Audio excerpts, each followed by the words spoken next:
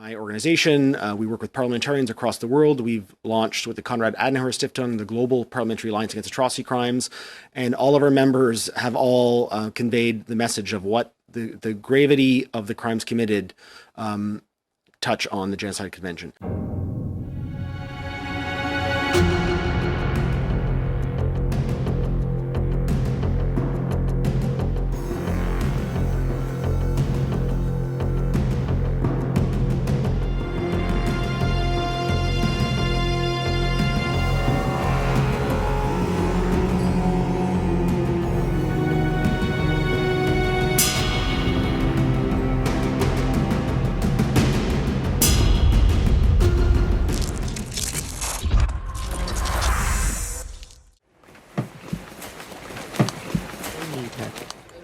The fact that NATO did not cross the border into Ukraine on the west side when the Russians crossed the border on the east side was a failure to act and an irresponsible gesture in regards to the responsibility to protect doctrine. That the parliamentarian dimension of parliaments around the world are still not recognized as a power that can influence not only the parliament and the decision of the governments, but public opinion.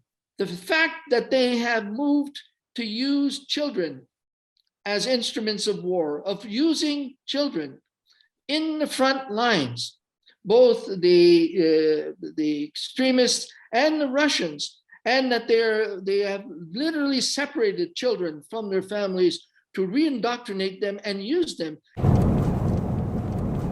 I think with this crisis, we have woken up after a very precarious role that we had to play during the COVID time, when the parliament was basically for a while hibernated. And now with this tragic and terrible situation that we are having now, we, I think, have found back to our role. I would say these are the three roles, informing and motivating the voters, pushing pressure on institutions, European institutions, by pioneering new ideas and creating legislative bases where it is necessary. In my view, that's the most effective way in which MPs can be effective, is if they are united and speaking with a single voice or a common voice, and then advocate that Canada take those necessary steps. And I've said this to my colleagues in Parliament. After World War II, we said, never again. And every year in Parliament, we commemorate genocides, human rights violations, atrocities around the world, and we say never again. If we want to be able to say never again, then the international community needs to back those words up with deeds and ensure it stops now and indeed never happens again. And if we're not going to do that, we shouldn't say it anymore.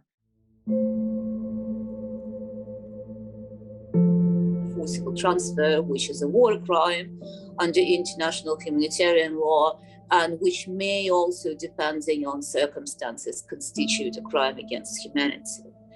Now, we all know that around 3 million Ukrainians crossed the Russian borders as of February this year. How many of those people were transferred forcibly?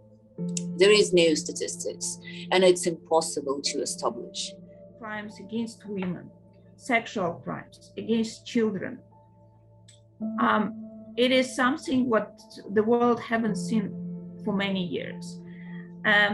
We also witnessed that over the 7,000 of the Ukrainian children were forcefully moved to Russia, many of them for the adoption. And it is important for us to work with the civil society of different countries, because you can also imagine the capacity of Ukraine is strong, but not enough.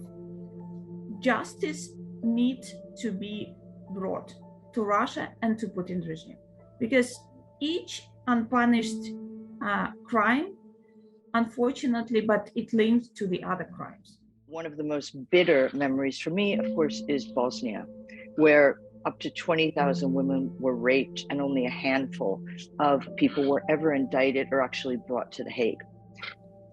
Most recently, we had an extremely disturbing case of Ukrainian children who are being forcibly removed to Russia for adoption. And we have one case, which is absolutely extraordinary. 3 children, they're from Mariupol. Their father was put in a filtration camp. So whilst he was in the camp, the children were taken first to Rostov and then to Moscow to be adopted.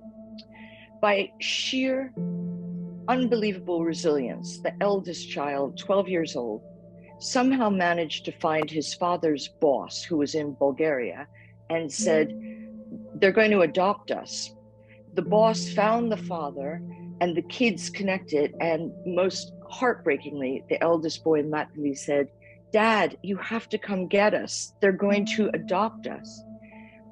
The kids got on a train, made their way to Latvia, and found the father. They are now reunited. As someone who has gone through so many wars and saw justice denied continuously, over and over again, in Syria, in Bosnia, in Rwanda, even in Yemen, the Rohingyas, the Uyghurs, we want to see justice brought to Ukraine. I've explored all the different mechanisms for justice that exist in the world. And after Sergei was murdered, I went to, at the time, the head of the International Criminal Court, told him the story, and he kind of shrugged and said, well, I don't think we could ever get jurisdiction for this case. I then explored universal jurisdiction because it was a case of torture, and torture falls under the auspices of universal jurisdiction. And I found out that almost all countries who have universal jurisdiction don't prosecute those cases unless the victim or the perpetrator lives in those countries. And so I started to sort of try to look for ways of creating some consequence in a world where consequences are hard to come by.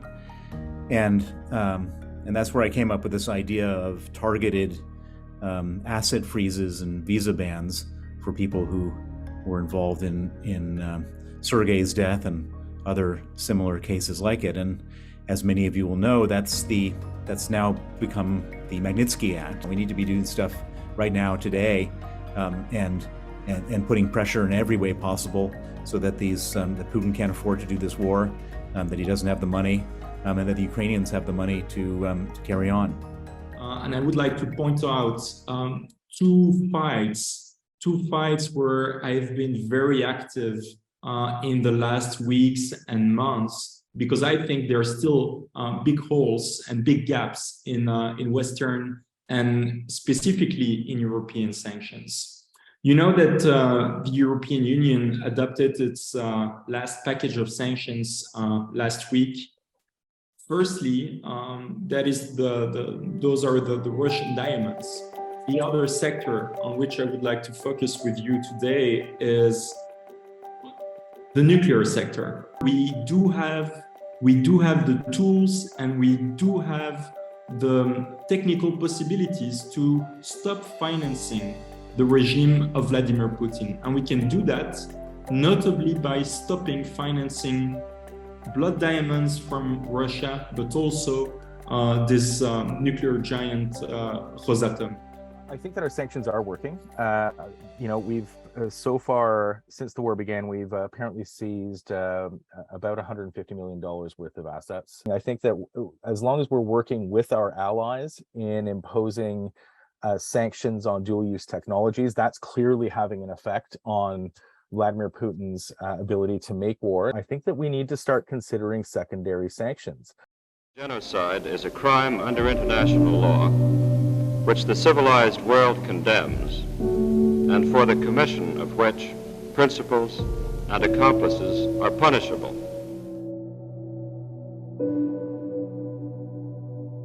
MP Heather McPherson made a motion to have the Russian Federation acts of genocide confirmed by the House of Commons, and the next morning I made a motion with exactly the same wording, to have our Parliament, both houses of our Parliament, recognize that the Russian Federation is committing acts of genocide against the Ukrainian people. And both of these motions passed unanimously. I'm very honored to be one of many parliamentarians who have joined the Global Parliamentary Alliance on Atrocity Crimes. The most heinous crime that we can name against humans is happening every day still in Ukraine. We believe, along with multiple other experts, that this threshold has been reached and that the serious risk of genocide is posed in Ukraine. Thus, the duty falls upon all international actors, all signatories to the Genocide Convention, all 151 signatories, along with other states, to do everything within their power to stop this spilling over into a full-scale genocide. We have said multiple times over and over again, never again, and every time we say, yet again. And this is an opportunity now for the international community, along with states, to stand up and stop this from happening. But I want to address and outline in summary fashion a set of international legal initiatives to secure justice for victims and accountability for the human rights violators under our responsibility to act and to protect. First, we need to establish an international tribunal for the crime of aggression, the mother of all crimes. Every parliamentarian knows that it's important that at the end of the day, we can only support Ukraine as long as our people find it necessary and support it, and that support needs to be kept up. It's a two-way street. The politicians need to speak to the people and listen to the people. Economic and individual sanctions, together with the withdrawal of, I think, more than 1,000 foreign companies from Russia, show that sanctions can be an effective tool, can be an important tool in the toolbox for enforcing global justice, if coordinated and implemented with the allies, and if used in a well-targeted way. It's really important when we discuss about sanctions to also consider the high-tech sector, and because to commit all these crimes, Russia relies on foreign IT. So, as stated in an important report by the International Working Group on Russian sanctions, we know that this would help a lot the sanction regimes if we also include specific categories of information technologies in sanctions.